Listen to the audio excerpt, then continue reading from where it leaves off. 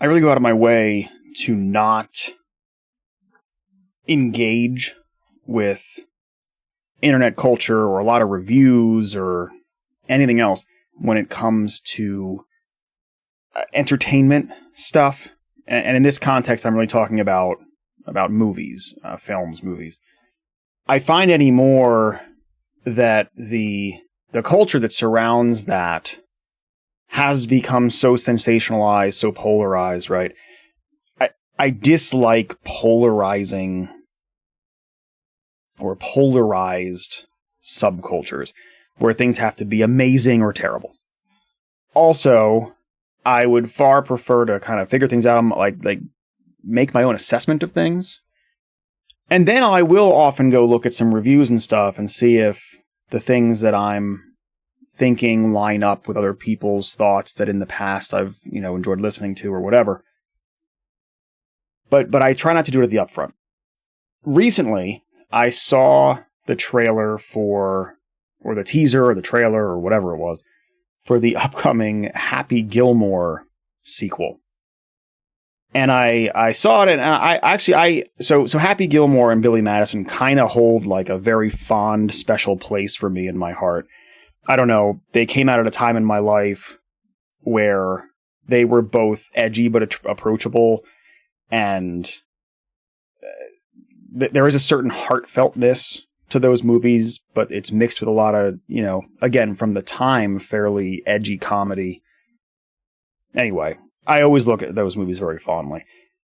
So seeing the sequel for Happy Gilmore, I watched through the trailer, which a lot of times I don't even do that anymore because it tends to spoil so much. And I have to say, from the trailer, it really looks pretty fun, and pretty heartfelt and kind of tugs at the heartstrings, warming kind of thing. I don't know. I got a good vibe from it. I started with a preface around not really talking or listening to a lot of reviews and things, because for all I know, the rest of the internet watched this thing and was like, oh, garbage is terrible, or, some controversy about some actor that did something and, tripped on the sidewalk at once and, accidentally squashed an ant, like whatever. All the controversy stuff I could really do without. But just from an assessment of the trailer and my own viewpoints, I thought it looked pretty good. A big thrust of this trailer, a big cornerstone of it, was really leaning into the theme from Happy Gilmore around Happy Place. For those of you maybe who don't remember or never saw Happy Gilmore, in that movie, when he would get frustrated, he had to learn to go to his quote-unquote happy place to recenter himself, focus, and that would enable him to play golf better or do whatever he was doing better. So this trailer seems to really lean into that. That seemed to be the main theme of the trailer. Much more than the first one, which was much more about this kind of, crazy hockey player who was going to play golf and whatever. This one, at least the trailer, really leaned on the happy place thing. Also, sometime over the last few weeks, I saw a post somewhere, and I couldn't find it again. I tried looking for it, and I don't have the exact wording. So I'm just going to give you the kind of general gist of what this was getting at. It was saying something along the lines of, you want to be able to find that thing that lets you tune the world out or lets you recenter yourself, refocus yourself. It's this idea of, and maybe you can relate, people tend to have an activity or two or a hobby or two or whatever you want to call them that often can recenter them. That no matter what mood they're in or the swirl of life or whatever, if they're able to convince themselves to go and do this particular activity, it will help them recenter. I don't know, it could be woodworking for someone, or it could be, playing a musical instrument or whatever. But people tend to inherently, I think, have an activity or two that allows them to recenter. So these two things sort of cross over in my head. I know they're not exactly the same. I think the point of the post was really around make sure you have one of these and I don't remember if it was really about a stress management thing where it was like, oh, you could always go do this, or if it was more of like a professional thing that was talking about, well, if you can find a way for that to be your professional life, or I don't know. I don't really remember the point of the post, what the aim of it was, but I remember these pieces about, it was talking about an activity. This Happy Gilmore thing is more of a conceptual idea of go to your happy place, but to me, these two things have a lot of crossover.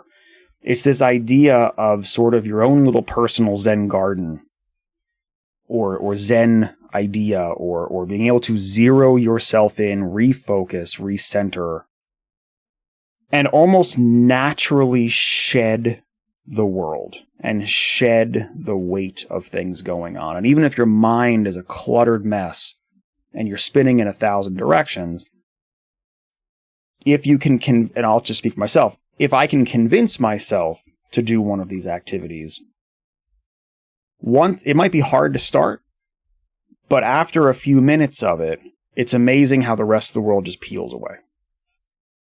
So for me, this has long been a bit of a challenge. When I was in high school, I was in an AP, an advanced placement programming course built around C++ at the time.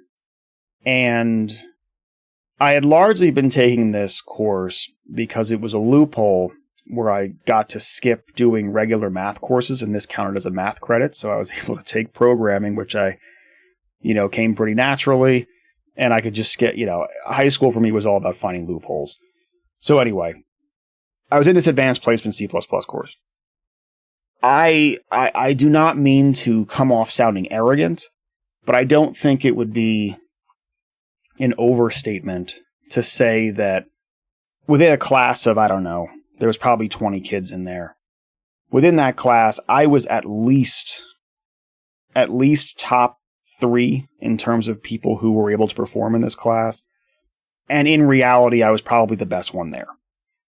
But just for the sake of argument, let's say, top couple. I chose not to take the advanced placement test, which would have given me then college credit. And my teacher was appalled. My teacher was like, how could you not do this? And I think he even some point said, like, why are you even in here? Obviously you're very good at this, but you don't even seem to want to do it. My mindset at the time was, I don't want to end up in a cubicle typing up programs. Like, I don't want to end up working for some bank, programming my life away. It sounded horrible. So I was really good at it, but I didn't really want to do it. Over the years, I then went into college and I went into a psychology program, and even through my psychology program, I ended up doing some programming work along the way because, again, it came naturally. And then I ended up going to grad school for computer science, where there was some programming along the way in there. I came out, I ended up doing professional work as a web developer for a while. I became more in leadership and management roles, where I became a director and eventually a CIO. I would do less and less programming, but I would still dive into it here and there when necessary. After evaluating some of this over the last couple of months, I've realized that programming is my happy place.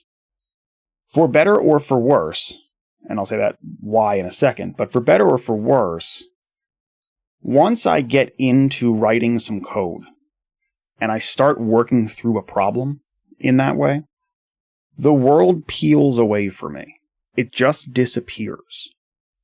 And I'm entirely centered and focused on this solving whatever problem is in front of me. I don't like this. It almost bothers me. Because I always wanted my happy place to come from something else. I wanted it to be playing a guitar, or I wanted it to be working on a car, or I wanted it to be, I don't know, maybe doing something with my kids. I don't know, something, right? And I'm not saying I don't enjoy those things. I do. I've been a guitar player for a long time. I play a lot less than I used to, of course, but The difference, and I'll just use that as an example, the difference between playing a guitar and picking that up and sitting down and programming for me is a world apart. Even though I enjoy both activities, in one case, and I do believe that a secondary happy place for me is playing music with other people. But in terms of playing solo by myself, just picking up a guitar and just me playing, I don't find that leads me to as happy or as focused of a place. It always feels a little harder if I never quite get the same focus. I'm never quite in that zone the same way it is after, 5-10 minutes of solid problem solving while writing some Python or something. I wish it was different. And this actually gives me conflict in myself. Because I always thought my happy place would be a little different. But on the same token, when I get into it, I really enjoy it. And I seem to be pretty good at it.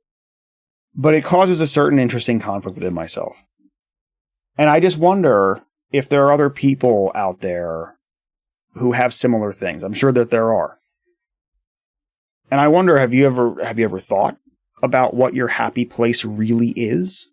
Have you spent some time figuring out, are you being honest with yourself about what your happy place is? About the place in your, that really zones you in and keeps you centered?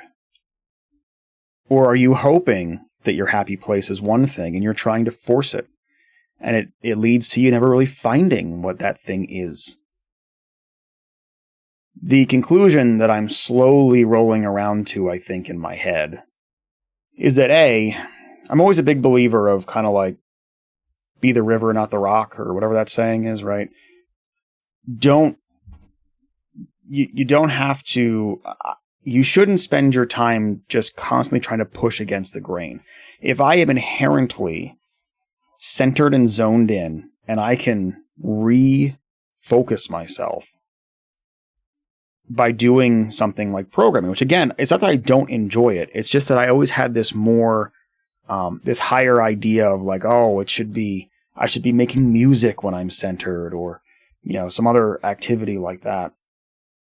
But I should lean into that, right? I should use that to my advantage, being honest with myself and saying, no, dude, actually, it turns out your happy place is this other thing that I know you don't love it, or you don't love the idea that is what the happy place is, but it really, really works. And so leaning into that is the right idea. So I wonder where you fall on this. I'd love to hear what your happy places might be. And whether or not you think you've been honest with yourself over your life about, is it what you think it is, or are you trying to force something that you hope it is? And maybe just thinking about that for a minute and deciding if there's some other way to be that river and not the rock.